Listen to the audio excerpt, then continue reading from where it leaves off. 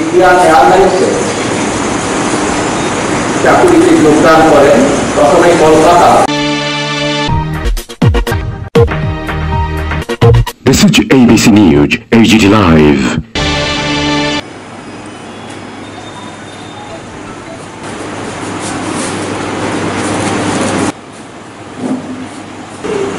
পরিবার পরিজনকে সরকার জানিয়ে তাদের শোক সমৃদ্ধ পরিবার পরিজনদের প্রতি শ্রমিক রেখে গেছেন গত 17 এপ্রিল ভোরে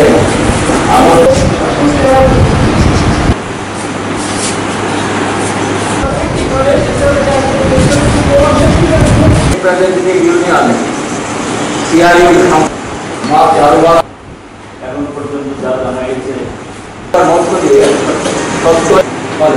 শ্রমজীবীদের জীবন জীবিকা সম্পাদক হিসেবে পরবর্তী সময় কার্যকরী সভাপতির দায়িত্ব পালন করেছে। রাজ্য সম্পাদক মন্ডলীর সদস্যদের পুষ্পার্ঘ অর্পণ করবার জন্য অনুরোধ জানাচ্ছি। আমি আমাদের যারা প্রয়াত হয়েছেন তাদের পরিবারের লোকেরা এখানে উপস্থিত আছেন। আমি প্রথমেই কমরেড পীযূষ নাগের পুত্রবধূ কমরেড মণিদীপা নাগকে পুষ্পার্ঘ অর্পণ করবার জন্য অনুরোধ। রাজ্য সম্পাদক মন্ডলীর সদস্যদের পুষ্পার্ঘ অর্পণ করবার জন্য অনুরোধ জানাচ্ছি। আমি আমাদের যারা প্রয়াত হয়েছেন তাদের পরিবারের লোকেরা এখানে উপস্থিত আছেন। আমি প্রথমেই কমরেড পীযূষ নাগের পুত্রবধূ কমরেড মণিদীপা নাগকে পুষ্পার্ঘ অর্পণ করবার জন্য অনুরোধ। পরিবার সেটা হয়েছে লুকিয়ে পড়েছে। ঠিক তেমনি এই ভাড়া বৃদ্ধির ব্যাপারে আমরা বারবার বলছি যে ভাড়া সরকার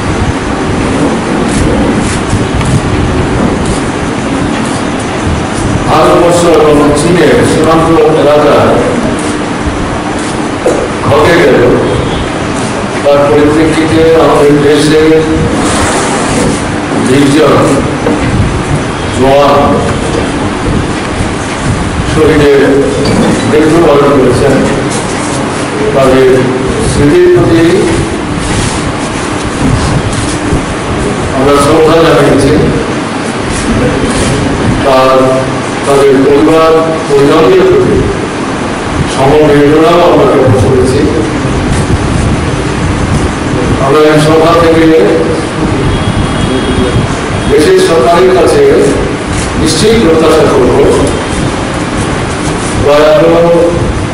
এই সৈনিক পরিবারের দেশের পক্ষ থেকে সরকার যাতে পাশে দাঁড়িয়ে তাদেরকে প্রয়োজনীয় সাহায্য সম্প্রসারণ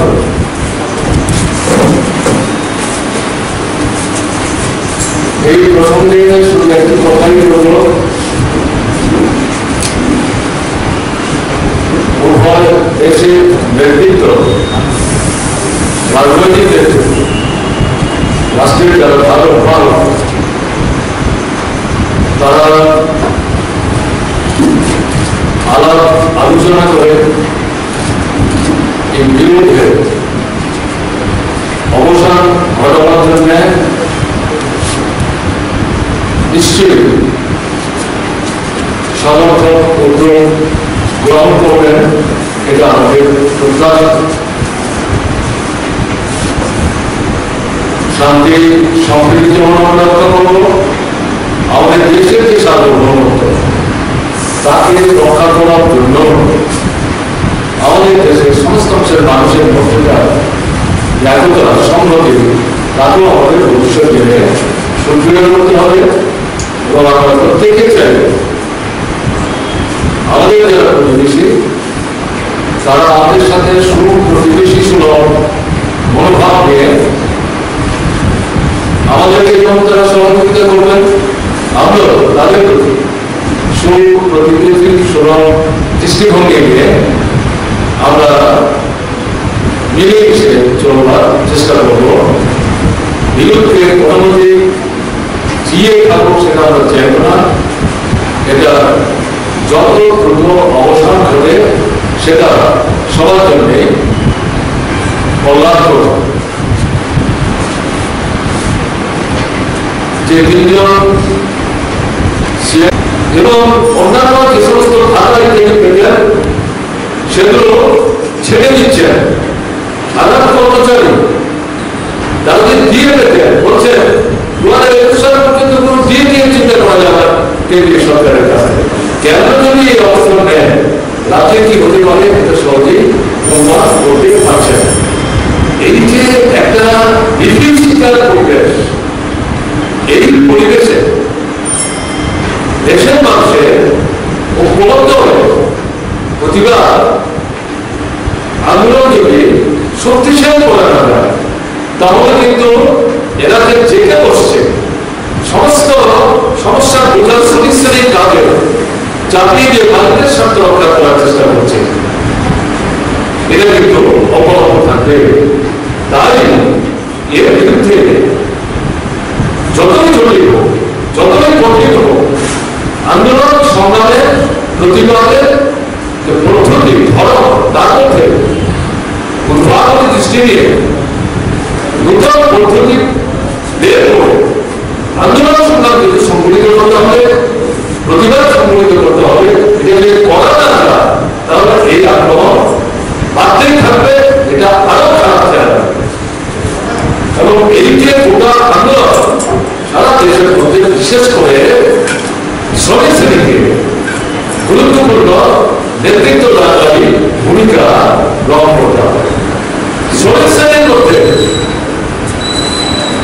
মেম্বারশিপের বিচার করে কে 1 নম্বর, কে 2 নম্বর, কে 3 নম্বর সেখানে যেতে চাইছি না। জন্মলগ্নের পর থেকে এই লাল ঝান্ডার কামিয়ে ভারতের ট্রেড জন্য গুরুত্বপূর্ণ সংগ্রামী সাহসী ভূমিকা গ্রহণ করে চলেছে। দেশের শ্রমিকদের মধ্যে বহু সংগঠন আছে, কিন্তু সাধারণভাবে শ্রমিকরা এটা অনেকটা বিশ্বাস করে সিআইটি হচ্ছে প্রকৃত অর্থে তাদের সমস্যার সমাধান সুরাহার জন্য বিকল্পের সন্ধান দিচ্ছে, লড়াই সংগঠিত করার চেষ্টা করছে, লড়াইয়ে সাহসী নেতৃত্বের ভূমিকা পালন করার চেষ্টা করছে। এটা সব জায়গায় প্রকাশ্যে বলতে না পারলেও জীবনের দৈনন্দিন যে অভিজ্ঞতা, সে অভিজ্ঞতা থেকে এই উপলব্ধি কিন্তু শ্রমিকদের মধ্যে আজকে তিন করে তৈরি হয়েছে। বিভিন্ন শ্রমিক সংগঠনের সাধারণ শ্রমিক যারা সর্বভারতীয় শ্রমিক আন্দোলন বা কোন একটা সেক্টর ক্ষেত্রে শ্রমিকদের আন্দোলন, তাতে সিআইটি নেতৃত্ব দিচ্ছে ধর্মঘটের আন্দোলনের সংগ্রামে। অন্যান্য কিছু সংগঠন আছে যাদের নাম আমি আজকে তুলতে চাইছি না, তারা জাতীয় স্তরের সর্বভারতীয় কমিটির কেন্দ্র থেকে এই আন্দোলন, এই ধর্মঘট থেকে বিরোধিতা করছে, কিন্তু সিআইটিও টাকা এই আন্দোলনের সূচি তাদের সংগঠনের সাধারণ শ্রমিকরা তাদের নেতৃত্বের নির্দেশকে উপেক্ষা করে এই আন্দোলনে প্রত্যক্ষভাবে অংশগ্রহণ করছে। এটাই কিন্তু অভিজ্ঞতা। এই অভিজ্ঞতাকে বুঝিয়ে করে আগামী দিনে সিআইটিকে আরো বেশি দায়িত্ব কাঁধে নিয়ে গুরুত্বপূর্ণ নেতৃত্ব দানকারী সংগ্রামী যে ভূমিকা, সেই ভূমিকা পালন করতে হবে। আমাদের রাজ্যে এটাকে সুযোগ হিসাবে ব্যবহার করবে, মানুষের গণতান্ত্রিক অধিকার করবে, সংখ্যার করবে, মানুষকে গৃহ বন্ধে করে দেবে। একজিনিয়া বুঝি কর্পোরেট সংস্থা বহুজাতিক সংস্থা, দেশি বিদেশি, বড় বড় জমিদার জমিদার, কালো বাজার, ব্যাংকে মজুদার, যারা ট্যাক্স ফাঁকি দেন, দেশকে বঞ্চিত করেন, এটা দেশপ্রেমিকের সামিল, তাদের স্বার্থ রক্ষা করার জন্যই একটার পর একটা এমন আইন আমাদের দেশের বর্তমান সরকার দিতে শুরু করলেন, যাতে সামগ্রিকভাবে সাধারণ মানুষ তাদের উপর যেমন অর্থনৈতিক আক্রমণ বা চাপ বাড়তে থাকে, বিশেষভাবে আক্রান্ত হন শ্রমিক এবং শ্রমজীবী মানুষ। আপনার খবর রাখেন, পরিযায়ী শ্রমিক যারা বাজার করার সুযোগ নেই, বাইরে শত শত মাইল ঝুঁকি নিয়ে আসবার চেষ্টা করেছে, তাদেরকে 2 শতাধিক মানুষ মৃত্যুর কোলে ঢলে পড়েছে। তারপর বহু আন্দোলন সংগ্রামের চাপে রেলগাড়ি যখন দেওয়া হলো, রেলগাড়ির ভেতরে এরকম 80 জনের উপর পরিযায়ী শ্রমিক মৃত্যুর কোলে ঢলে পড়ে।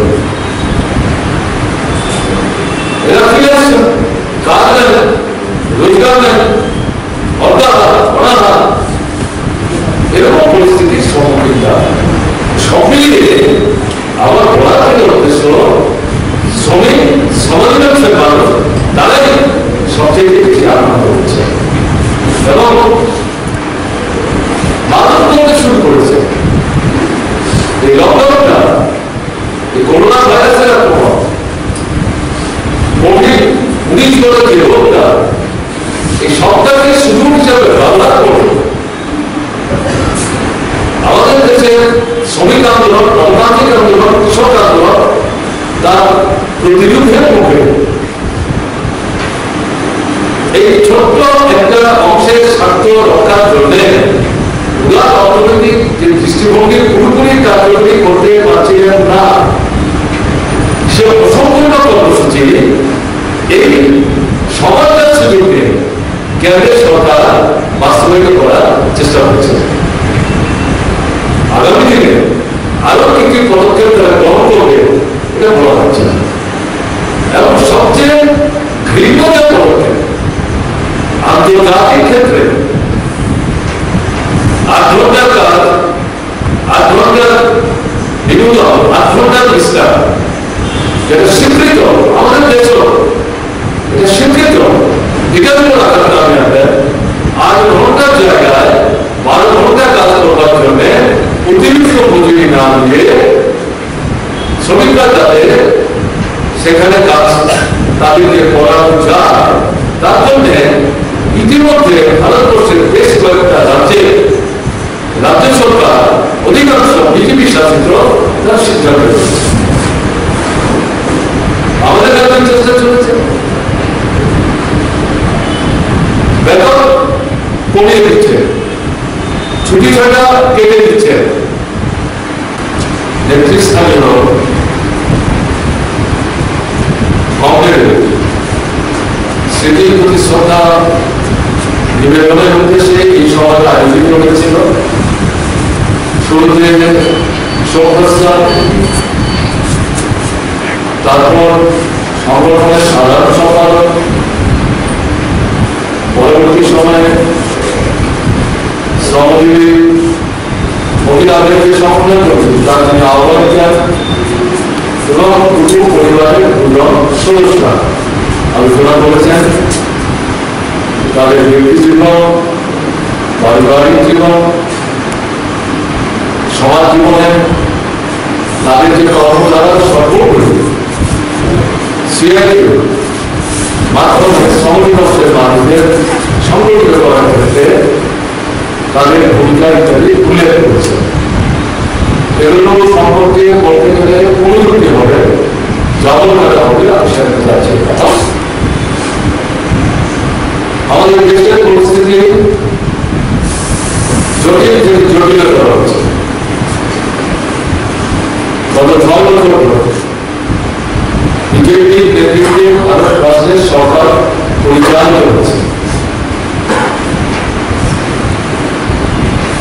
অভিজ্ঞতা থেকে যেটা আমরা দেখছি,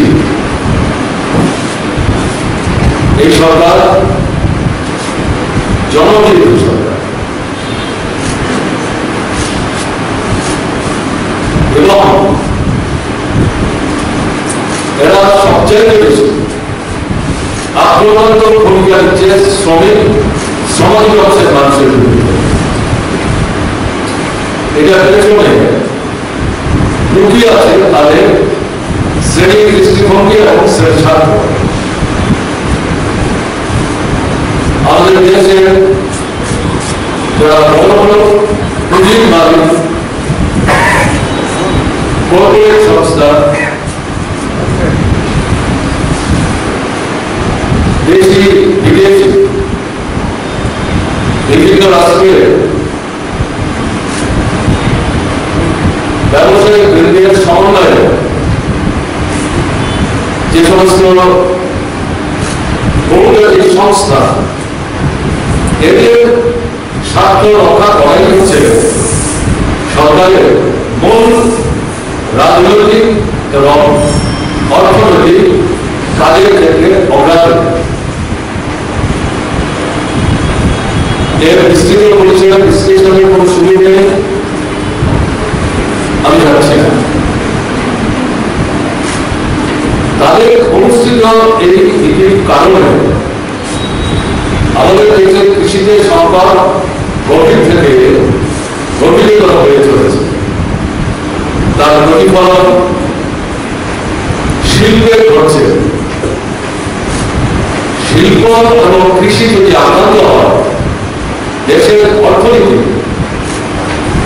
এই দুটো পায়ের উপর দাঁড়িয়ে, তাহলে অর্থনীতি শক্তিশালী সমৃদ্ধ হতে পারে না।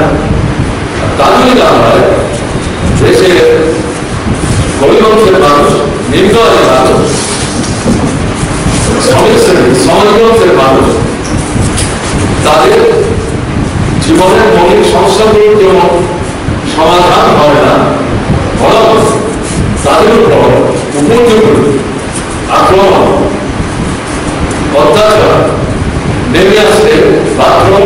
এবং এটাই গত 6 বছর যাবৎ বিজেপি শাসিত ভারতবর্ষে আমরা লক্ষ্য করছি। বিশেষ করে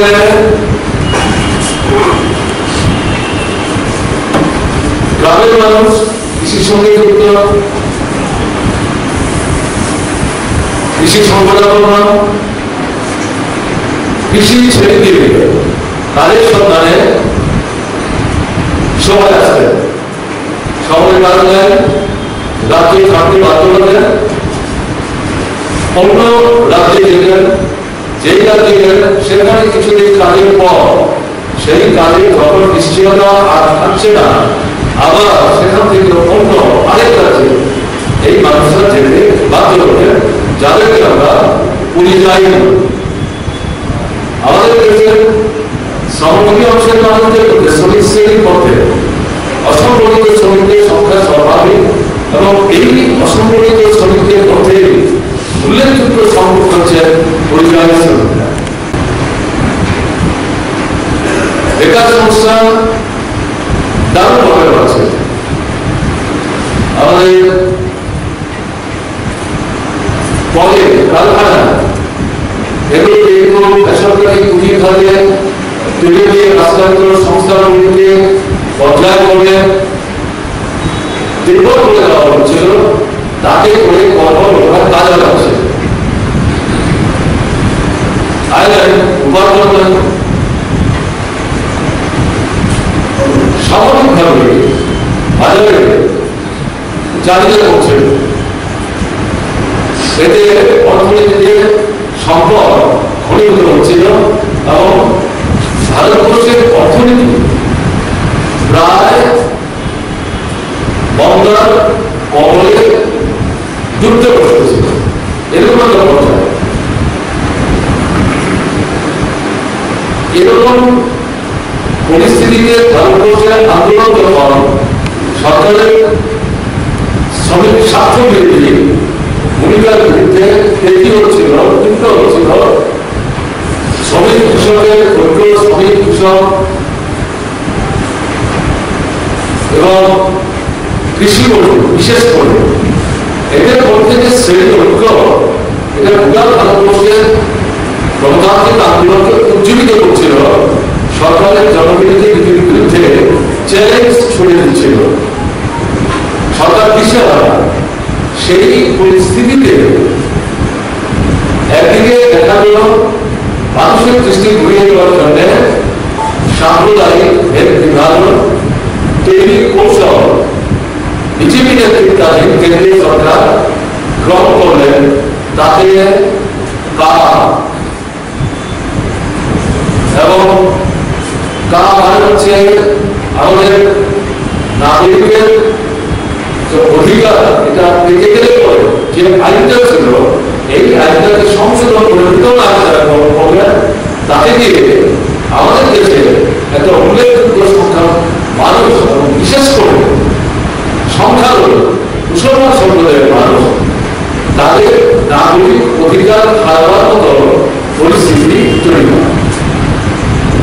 এবং এর সাথে যেটা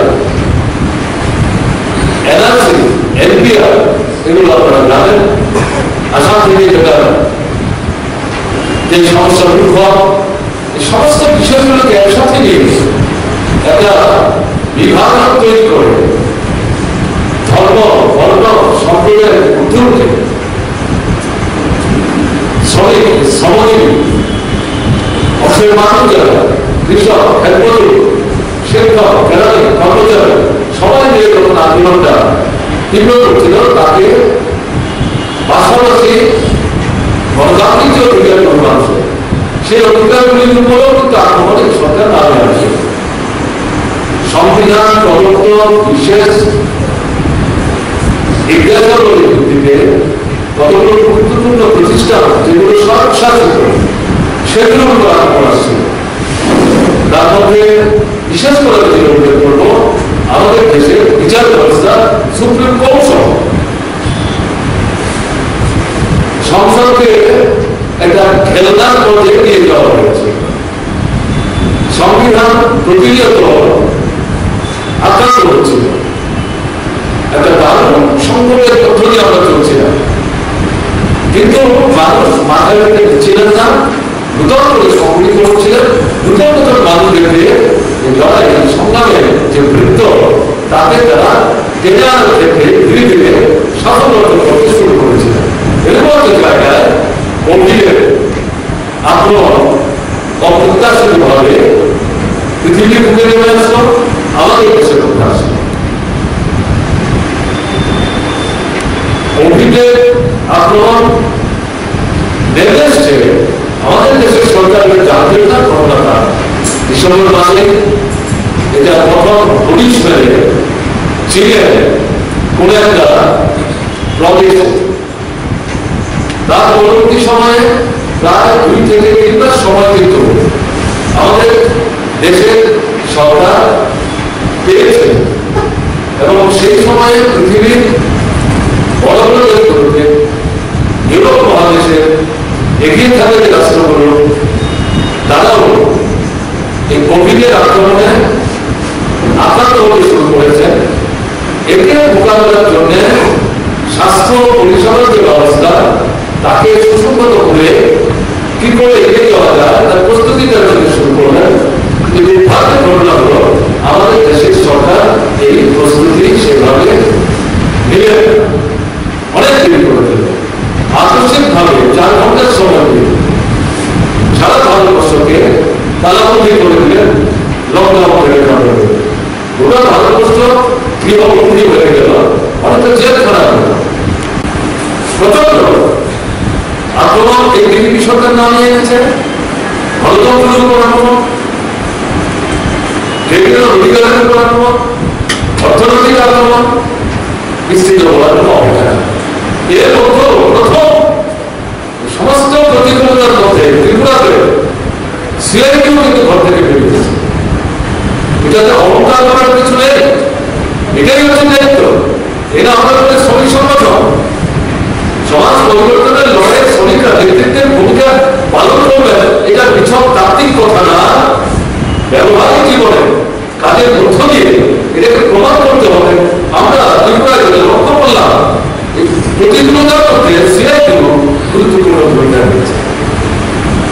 সামনের দিনে দেশের যা পরিস্থিতি সংকটের চেহারা হচ্ছে কথা বারবার চলে আসছে। আক্রমণ আরো তীব্র থেকে তীব্র হবে, শ্রমিক শ্রেণী সবচেয়ে বেশি আক্রমণ।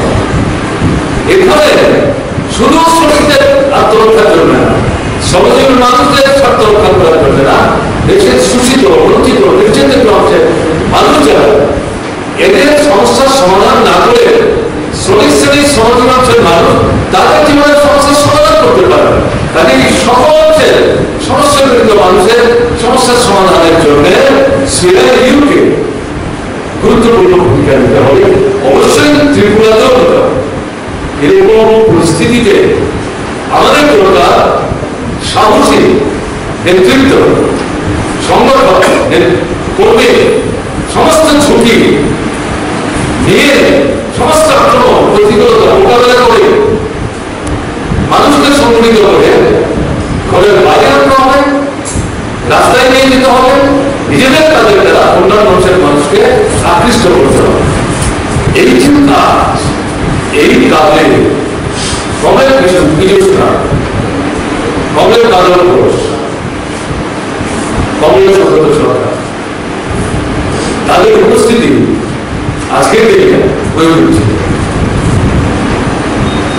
সরকারি হলেও পরামর্শ দিতে পারতেন, কাজের উপর দিতে পারতেন এবং আমাদের এই যে রাজনীতি বর্গী বলা হয়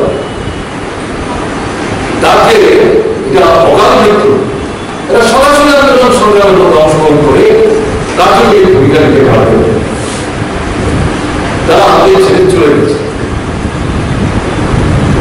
প্রাকৃতিক নিয়মে। আমাদের কিন্তু আজকের অনুষ্ঠান তাদের স্মৃতির প্রতি শ্রদ্ধা জানাতে গিয়ে চোখের জল চলতে চলবে না, তাদের জীবন থেকে তাদের কর্মধারা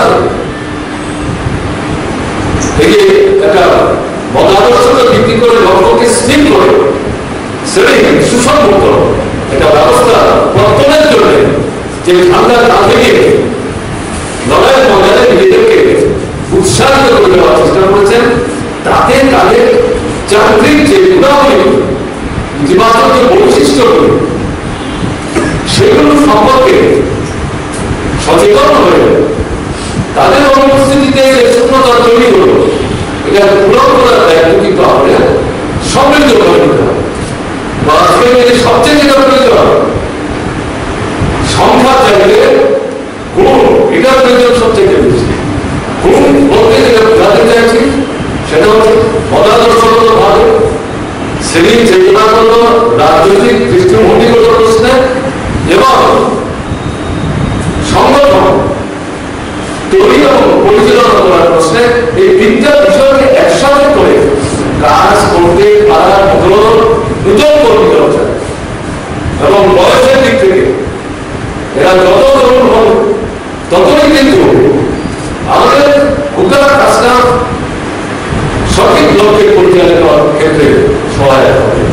তাই আজকে এই সময় দাঁড়িয়ে তাদের স্মৃতির প্রতি শ্রদ্ধা জানানো, তাদের কর্মজগত অভিজ্ঞতাগুলো গ্রহণ করে সামনের দিনে দেশের ও রাজ্যে যে সংকট আরো অনুভূত হয়ে আসছে তাকে মোকাবিলা করার জন্য বৃহত্তর সংগ্রাম প্রসারিত করবার লক্ষ্যে শ্রমিক সমাজ মানুষের মানুষকে যাতে আরো সংহত সুসংহত করা যায় তার জন্য আমাদের আজকে শপথ নিতে হবে, নূতন কর্মী করতে হবে, ঝুঁকি নিতে হবে,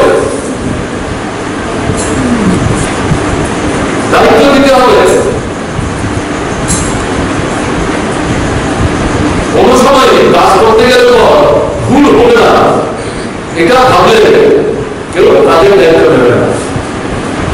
ভুলের পদ্ধতি শিক্ষা নিয়ে সঠিক পদ্ধতিতে কাজের যে দক্ষতা হুঁশিয়ারা কর্মীরা অর্জন করে, তাহলে এখানে আমরা যারা নেতৃত্বের দায়িত্ব পালন করছি 20 বছর 30 বছর 40 বছর এটা যাতে তাদের মতো অহংকার তৈরি না হয় এবং সবকিছু এরকম কয়েকজনের হাতের মধ্যেই সীমাবদ্ধ করে রাখা এই দৃষ্টিভঙ্গিও যেন কাজ না করবে। নতুন যারা উৎসাহ নিয়ে অনুপ্রাণিত হয়ে এগিয়ে আসছেন তাদের মধ্যে দায়িত্ব বন্টন করতে হবে, তাদেরকে ছুটি দিতে শেখাতে হবে, তাদেরকে সাহসী হতে, উদ্যমী হতে অনুপ্রাণিত করতে হবে। ভুল যদি করে, ত্রুটি যদি করে, কথাবার্তার মধ্যে যদি কোথাও অসংলগ্নতাও থাকে, এটাকে ধ্বংসাত্মক দৃষ্টিভঙ্গি নিয়ে সমালোচনা না, গঠনাত্মক দৃষ্টি নিয়ে বন্ধু মনোভাব অনুভব নিয়ে ভুলগুলি চিহ্নিত করে এর থেকে যাতে বেরিয়ে আসতে পারে তার জন্য তাকে সাহায্য করতে হবে এবং তাকে বলতে হবে তোমার করার ক্ষমতা আছে, তুমি পারবে, এই এতটা করে যেগুলো বুঝতে করার ক্ষমতা হবে, এগিয়ে যেতে হবে, আরো বড় দায়িত্ব তোমাকে দিতে হবে। এইভাবে যদি পূর্ব যারা অভিজ্ঞ যারা নেতৃত্ব তারা যদি ভূমিকা দিয়ে নতুনদের উৎসাহিত না করে তাহলে কিন্তু চলবে না। আজকে দেশের যা পরিস্থিতি, আমাদের রাজ্যের যা পরিস্থিতি, এই ধরনের কর্মীদের আমরা চাই। কংগ্রেস বিজুষ্ণারা এই দৃষ্টিভঙ্গি নিয়ে কিন্তু কাজ করার চেষ্টা করেছেন। মানে এটাকে ভাবনায় রেখে সামনের দিনে যদি আমরা ঠিকভাবে এই কাজগুলো করতে পারি তাহলে তাদের প্রতি যথার্থ শ্রদ্ধা আদর্শ হবে বলে আমি বিশ্বাস করি। এই কয়েকটি কথা যারা সিআইটি গড়ে তোলার ক্ষেত্রে বিভিন্নভাবে বিভিন্ন সময়ে একটা গুরুত্বপূর্ণ ভূমিকা পালন করেছিলেন, সেই সাথীদের অবদানের প্রতি শ্রদ্ধা জানাবার লক্ষ্যে এই স্মরণ সভায় আমরা মিলিত হয়েছি। সাধারণভাবে আমাদের সাথীদের মৃত্যুতে আমরা তাদেরকে স্মরণ করি খুব কাছাকাছি সময় সবাই মিলিয়ে, কিন্তু যেহেতু এপ্রিল এবং মে মাস এই দুটো মাসেই আমাদের করোনা ভাইরাস জনিত সমস্যার কারণে লকডাউন থাকাতে আমরা তাদের স্মৃতির প্রতি শ্রদ্ধা জানাতে পারি। আমরা এখন দেখছি যদিও সমস্যাটা শেষ হয়ে যায়নি, সমস্যা আছে, তারপরও আমরা দেখছি যে অনেক সময় অতিক্রান্ত হয়ে গেছে। আমাদের তাদের প্রতি শ্রদ্ধা জানাবার প্রয়োজন আছে এবং একটা সকলে মিলে আমরা শ্রদ্ধা জানানোর যে কর্মসূচি এটা করার প্রয়োজনীয়তা আছে।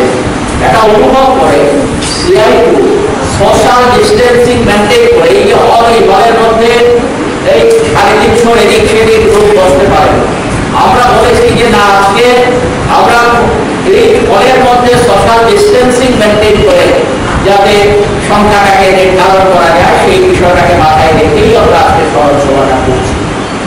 আমরা এই যে সাথীদের আমরা হারিয়েছি, এই সাথীরা তারা আমাদের সঙ্গে বিজুলদা সিআইটিতে যখন কাজকর্ম শুরু করেন, পশ্চিম বাংলা থেকে কাজ শুরু করেছিলেন, আস্তে আস্তে তিনি ত্রিপুরায় চলে আসেন এবং ত্রিপুরায় আসার পর থেকে সিআইটি বিভিন্ন ইউনিয়নকে শক্তিশালী করার ক্ষেত্রে, ইউনিয়নের ভেতরে গভীরে প্রবেশ করার ক্ষেত্রে তার একটা বিরাট অবদান সেখানে ছিল এবং এই অবদান মৃত্যুর কিছুদিন আগ পর্যন্ত, কারণ মৃত্যুর কয়েক মাস আগে তিনি অসুস্থ হয়ে শীতকালে তার মৃত্যু হয়েছে 17 এপ্রিল। শীতকালে তিনি হঠাৎ করে অসুস্থ হয়ে বাড়িতে, সেখানে বাড়ি থেকে আর বের হতে পারছিলেন না, কিন্তু বাড়ি থেকে বের হওয়া যেদিন থেকে পারছিলেন না তার আগ পর্যন্ত খানিকটা অসুস্থ থাকলে পরও সিআইটি অফিসে নিয়মিত এসে সিআইটির বিভিন্ন ধরনের কাজকর্মের সাথে নিজেকে যুক্ত করার চেষ্টা করেছেন এবং প্রতি সময়ে সিআইটির সংগঠনটাকে সিআইটির অন্তর্ভুক্ত ব্যক্তি ইউনিয়নে আরো বেশি বেশি শ্রমজীবী অংশের মানুষকে সংগঠিত করা এবং নতুন নতুন ক্ষেত্রে সিআইটি ইউনিয়ন গড়ে তোলার ক্ষেত্রে উনি একটা বিশেষ অবদান আমাদের ত্রিপুরা রাজ্যে রেখে গেছেন। তবে কাজগুলো আপনারা জানেন সোনামুড়াতে ওনার কাজকর্ম শুরু করেছিলেন, মূলত সোনামুড়া কেন্দ্রিক উনি কাজ করেছেন, কিন্তু রাবার শ্রমিকদের সংগঠিত করার ক্ষেত্রে সারা ত্রিপুরা রাজ্যে ঘুরে বিভিন্ন জায়গায় রাবার বাগানের শ্রমিকদের সাথে যোগাযোগ রক্ষা করে ইউনিয়নটা গড়ে তুলেছিলেন এবং রাবার শ্রমিকদের একটা শক্তিশালী ইউনিয়ন ত্রিপুরা রাজ্যে গড়ে তুলেছিলেন, যার জন্য এই ইউনিয়নের সাধারণ সম্পাদক হিসেবে তিনি গুরুত্ব পালন করেছেন। এবং ওনার যে শুনেছেন আপনারা সভ্যস্থানের মধ্যে ছোটবেলায় বা যে সময় ওনার কর্মজীবন শুরু করেছেন সেখানে প্রচন্ড অর্থনৈতিক সমস্যার মধ্যে থেকেও আমাদের এই পৃথিবীর মধ্যে সবচেয়ে মানব মুক্তির যে আদর্শ, এই আদর্শের প্রতি আকৃষ্ট হয়েছিলেন। আমাদের সুনামরা মহকুমার মধ্যে গভর্নমেন্ট সমর্থকদের মতো যারা প্রথম সুনামরা এই আদর্শটাকে মানুষের মধ্যে নিয়ে যাওয়ার ক্ষেত্রে অন্যতম গুরুত্বপূর্ণ ভূমিকা যারা পালন করেছিলেন, সেই গভর্নমেন্ট সমর্থকদের পাশে থেকে তাদের প্রতি আকৃষ্ট হয়ে মানব মুক্তির যে দর্শন, সেই দর্শনের প্রতি আকৃষ্ট হয়ে প্রথমে যুব সংগঠন, পরবর্তী সময়ে শ্রমিক সংগঠনের মধ্যে নিজেকে যুক্ত করেন এবং সুনামরা মহকুমায় সিআইটির সম্পাদক সভাপতির দায়িত্ব তিনি পালন করে গেছেন। পরবর্তী সময়ে যখন অসুস্থতা তার বেড়ে যায়, সেইভাবে কাজ করতে পারছিলেন না, তখন অন্য গভর্নমেন্টের উপর সেখানে দায়িত্ব আরোপ করেন। আজকে আমরা আমাদের সুব্রত সরকারকে হারিয়েছি, এই সময়টাকে হারানোর কথা নয়। সেখানে সেরিব্রাল অ্যাটাক 7 দিন ধরে হাসপাতালে তিনি ছিলেন। এখান থেকে যদি প্রথম দিনই আগরতলা থেকে বাইরে নিয়ে যাওয়ার সুযোগ থাকতো, যেহেতু লকডাউন কালীন সময়ে কোনো বিমান চলাচলের ব্যবস্থা ছিল না, তার জন্য উপযুক্ত চিকিৎসার সুযোগ তাকে পরে দেওয়া যায়নি, যার জন্য অকালে করে গেলেন সুব্রত সরকার। আপনারা শুনেছেন তিনি সংগঠক হিসেবে যেমন অর্থ শ্রমিকদের সংগঠিত করার ক্ষেত্রে একটা গুরুত্বপূর্ণ অবদান রেখেছেন, তার পাশাপাশি একজন শিল্পী হিসেবে গুরুত্বপূর্ণ ভূমিকা তিনি পালন করেছেন বিভিন্ন সময়। এবং আমরা যখন সিআইটি ফেসবুক পেজ সেখানে ওপেন করি, সিআইটি হোয়াটসঅ্যাপ গ্রুপ আমরা তৈরি করি, এই সংক্রান্ত বিষয়ে যারা আমরা এই সম্পর্কিত বিষয়ে পারদর্শী না, উনি সেখানে নিজে নিজে এই বিষয়গুলো আয়ত্ত করেছেন, রপ্ত করেছেন এবং এই দেশকে সাহায্য করার জন্য, এই ক্ষেত্রটাকে সাহায্য করার জন্য একটা ভালো অবদান সেখানে রেখেছেন। তাহলে এই যে 3 জন কমরেডকে আমরা হারালাম, যাদের অমূল্য অবদান সিআইটির সংগঠনের মধ্যে আছে, সিআইটির অন্তর্ভুক্ত বিভিন্ন ইউনিয়নের মধ্যে তাদের অমূল্য অবদান আছে। আজকে আমরা যারা এখন উপস্থিত হয়েছি, আমরা তাদের প্রতি শ্রদ্ধা জানাচ্ছি, আমরা তাদেরকে স্মরণ করছি। কি জন্যে না, আমরা তারা তাদের যে ভালো গুণগুলো আছে, এই গুণগুলো থেকে শিক্ষা নিয়ে আগামী দিনে যাতে আমরা আমাদের এই ত্রিপুরা রাজ্যের মধ্যে মানব মুক্তির অগ্রণী আদর্শ, এই আদর্শে নিজেদেরকে উদ্বুদ্ধ করে আরো বেশি নিজেদেরকে সংগত করা, সংগঠিত করা এবং অনেক অনেক মানুষকে, বিশেষ করে শ্রমজীবী অংশের মানুষকে আরো বেশি বেশি করে সামনে আমরা যদি টেনে নিয়ে আসতে পারি, আদর্শের প্রতি আকৃষ্ট করতে পারি, তাহলে সত্যিকারের অর্থে তাদের প্রতি আমাদের শ্রদ্ধার প্রদর্শনটা যথার্থ হবে।